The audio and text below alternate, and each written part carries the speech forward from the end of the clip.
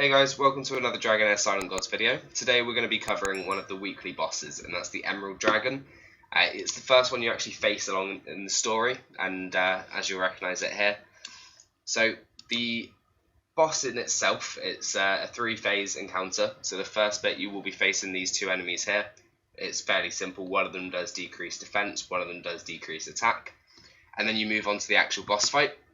So the first thing the boss will do is it will attack everything to its right hand side and inflict attack penalty, and after that it will do the same but to the left hand side.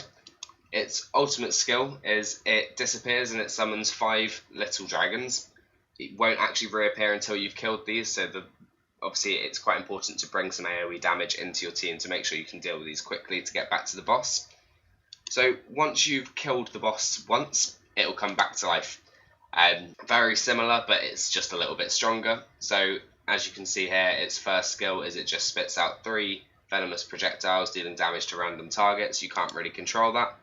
Then it will charge up and deal damage to all enemies on its second ability, and finally it generates a shield, and during that time any damage you do not deal to that shield will be dealt back to you. So you need to make sure during this time you're using your skills to take out that shield as quickly as possible, so you're not taking a huge amount of damage afterwards.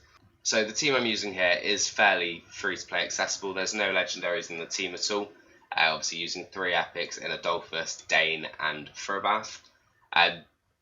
Realistically you could probably swap these out. I just felt that it was quite accessible for most players, especially with the epic box that's been available throughout the last few weeks. I am choosing to use 2 rares in Sigrid and Hexandra just to make it a little bit more accessible for people. So as you can see, the first phase is relatively straightforward. It's just a case of killing these 2 enemies. They're not going to cause you too much of a problem unless you are under-leveled for it. And then we get onto the first phase of the dragon encounter. So like I said, this one it's going to hit to the right and it's going to hit to the left throughout the fight. Each time it's going to hit you, it's going to inflict attack penalty.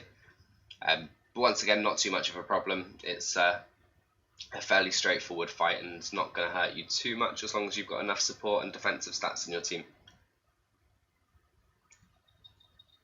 So as you can see, my Adolphus was the only one who was classed as being on the left there. He was the only one who got hit by that ability. And when it hits to the right now, it's going to hit the rest of the party.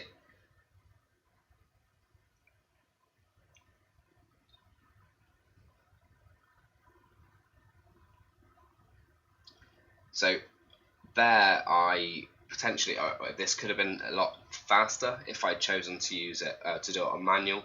I could have saved those abilities for when these dragons spawned, but instead Sigrid used her AoE ultimate just before the little dragons spawned, so I wasn't able to deal with them anywhere near as quickly as I could have done had I waited.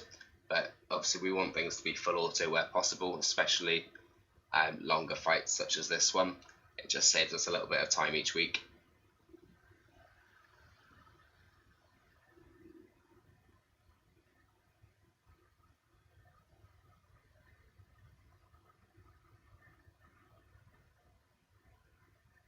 So this part of the fight is literally just repeating everything we've done so far. So if I leave that running, and I'll jump back in phase 2, or phase 3, and we'll talk about what's happening there. And there we go, it's time for phase 3 now. So like I said at the start, on this phase it's going to deal AoE damage and random damage on its first 2 skills. But the biggest thing is the shield it does on its 3rd skill, where you need to break through that shield as quickly as possible to avoid taking more damage afterwards.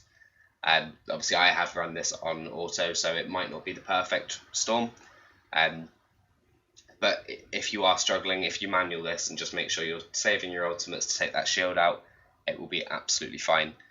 So what I'll do is I'll leave this running so you can see the run, and then afterwards we'll jump in and have a look at the gear I was using on these heroes.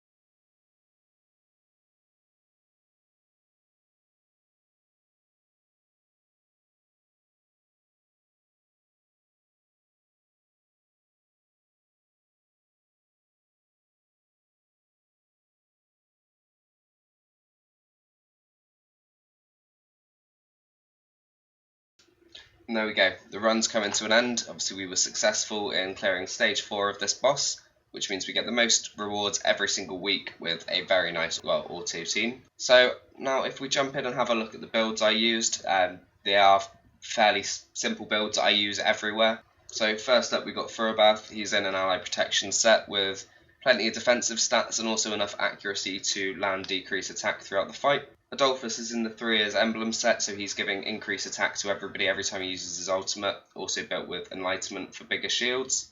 Dane's just built for damage with some accuracy so that he can help land some debuffs, but mostly he's there for debuffs to allow Sigrid to attack everybody. Sigrid's built for damage again. She's actually in the wrong build here. I swapped into in the wrong chess piece, so she's nowhere near as effective as she should be.